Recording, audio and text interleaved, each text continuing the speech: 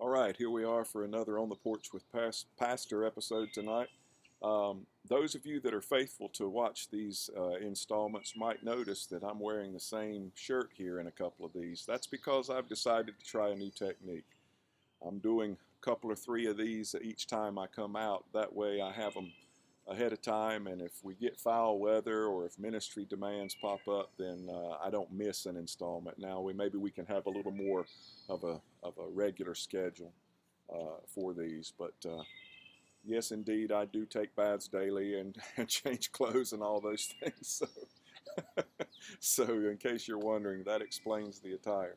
Tonight's episode is called Pam. A year after I became pastor of our little Quaker meeting, Jay began attending. He lived in the neighborhood and worked for the Department of Defense. I remember being excited at the prospect of converting him to our pacifist ways. Jay showed up because he'd met a Quaker while he was at college, and she'd made a good impression on him. Her name was Pam. When their paths crossed a few years after college and they discovered each was romantically unencumbered, Jay and Pam began seeing one another. After a couple of months, Jay brought her to the meeting for worship. I remember thinking how she seemed to be the kind of woman every decent man hopes to find, a proper blend of lace and backbone. They were married on February 15th, 1992. Pam moved into Jay's house down the road and around the corner from us. Since they lived nearby, we gave them a meeting house key in case someone needed in. The next Sunday, I came to church to find the chairs turned every which way. Some were facing the back, some were facing forward. Others were turned toward the windows. There was a note on the pulpit that read, "The seating committee met but could not reach agreement." It was in Jay's handwriting, but when I'd walked up to the meeting house that morning, I'd noticed two sets of footprints in the snow. The next spring, when the wildflowers bloomed, Jay spoke in meeting for worship and said they were expecting a child in late October. The rest of us clapped and whistled. Quakers ordinarily are reserved people, but in the face of good news, we can become as riotous as Baptists. Pam sat beside Jay, blushing furiously. A few weeks later, my telephone rang. It was Pam. "Can you come to the house?" she asked. Pam had been to the doctor that day for a pregnancy checkup. Tests were run. One came back unusual, a blood test counting her white blood cells. "It might be leukemia," the doctor told her. He said she'd have to come back the next day for more tests. Pam went home and called Jay, her family, and me. We gathered in her home and stood in a circle holding hands. Pam's father being brave and her mother crying, dripping tiny ponds of sorrow on the hardwood floor as we prayed God's best for Pam. The next day was when the doctor was supposed to tell us everything was fine, that an error had been made.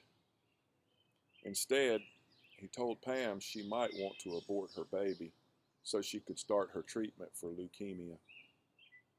She decided against that.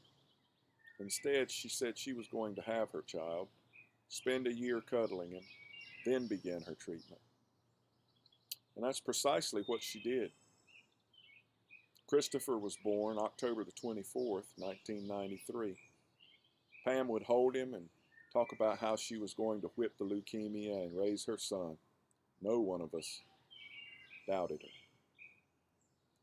At the start of Christopher's second winter, Pam checked into the hospital. They dosed her with radiation to kill her bone marrow and transplanted new marrow back into her. She had to lie off by herself behind a clear plastic curtain. Her parents would bring Christopher to see her. They'd hold him up to the curtain, and Pam would reach through with gloves and squeeze his plump hand. Jay would take time from work and sit behind the curtain with her, masked and gowned and gloved. Every Sunday at meeting we prayed for her. and once a day someone from our church visited her. Her parents and sisters kept a vigil in the waiting room. Success. The transplant took. Pam went home to hold Christopher. Jay went back to work. The next Sunday at meeting, our thanks to God shook the rafters, but our cheers soon faded. In her weakened state, Pam contracted a virus and ran a fever.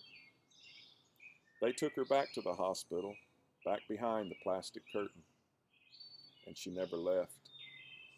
In her final weeks, the doctors pulled aside the curtain and let us gather around. Her husband, her parents, her teachers, her sisters, her friends, her pastor, and some days her little boy with his plump hands and his one-toothed grin. On June 8, 1995, Pamela Janney died. 5 days later, we laid her to rest in the cemetery at Walnut Ridge Friends Meeting, just down the road from the farm where she was born. Her parents drive by her grave and remember when she was little, how they taught her not to cross the road without looking for cars, never dreaming that a virus would one day strike down their blonde-haired baby girl. The Department of Defense closed the base where Jay worked. He went back to college to get a degree so he could teach. Jay and Christopher come to meeting every Sunday. Chris has Pam's gentle smile and blonde hair. He sits on Jay's lap during worship, with Jay hugging him close.